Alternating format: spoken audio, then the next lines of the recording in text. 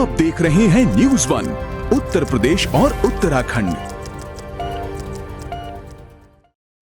नमस्कार, मैं हूं आपके साथ अंजना और आप देख रहे हैं न्यूज़ वन उत्तर प्रदेश और उत्तराखंड।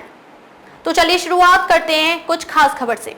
भारत की सफलता से चीन को लगे बड़े झटके, कर्ज में फंसाने का खेल भी होगा फेल। भारत ने G20 शिखर सम्मेलन के सफल आयोजन के जरिए चीन को कूटनीतिक मोर्चे पर कई झटके दिए हैं। चीन को सम्मेलन की सफलता और इसके जरिए भारत की बढ़ती कूटनीतिक धमक का एहसास संभवतः पहले से था, इसलिए राष्ट्रपति शी जिनपिंग ने पहले से ही इस आयोजन से दूरी बना ली और वह खुद शामिल नहीं हुए। मगर इस सम्मेलन के जरिए भारत ने यह दिखा दिया है कि वैश्विक कूटनीति में अब उसका मुकाबला करना चीन के लिए संभव नहीं है। G20 शिखर सम्मेलन के बाद जारी दिल्ली घोषणा पत्र पर आम सहमति कायम करना भारतीय कूटनीतिक कौशल की सबसे बड़ी उपलब्धि है। चीन को इसकी कतई उम्मीद नहीं थी।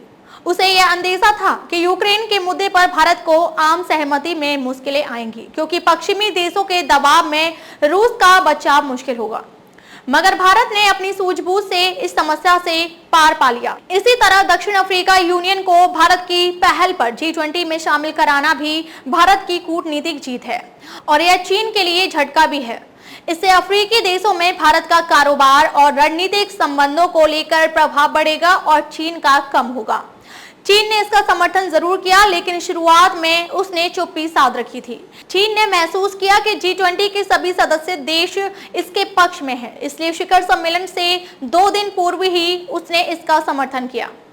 भारत के लिए दक्षिण अफ्रीका यूनियन के 55 देश इसलिए भी महत्वपूर्ण हैं क्योंकि जब संयुक्त राष्ट्र सुरक्षा परिषद में भारत का स्थायी सदस्य बनने का मौका आएगा तो अफ्रीकी देशों का सहयोग निर्णायक साबित होगा।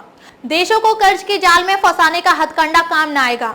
चीन कर्ज के जाल में फंसे देशों के वित्तीय प्रबंधन से जुड़े प्रस्ताव को लेकर भी अनमना हो रखा था और वह नहीं चाहता था कि इसे मंजूरी मिले, जबकि भारत इसके पक्ष में था और इसे मंजूरी भी मिल गई।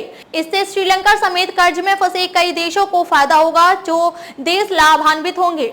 उनमें से ज्यादातर ऐसे छोटे देश हैं जो चीन के कर्ज के जाल में फंसकर तबाह हो रहे हैं। मगर अब चीन का देशों का कर्ज जाल में फंसाने का हथकंडा भविष्य में काम नहीं आएगा। आर्थिक गलियारे की घोषणा से चीन को जवाब।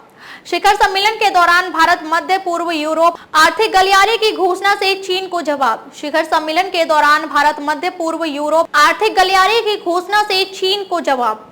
शिखर सम्मेलन के दौरान भारत मध्य पूर्व यूरोप आर्थिक गलियारे की घोषणा भी चीन के यानी belt and road initiative BRI का जवाब है। अब तक के लिए बस इतना ही। फिर होगी आपसे मुलाकात कुछ ऐसी ही खास खबर के साथ। तब तक के लिए नमस्कार और देखते रहिए न्यूज़ वन उत्तर प्रदेश और उत्तराखंड।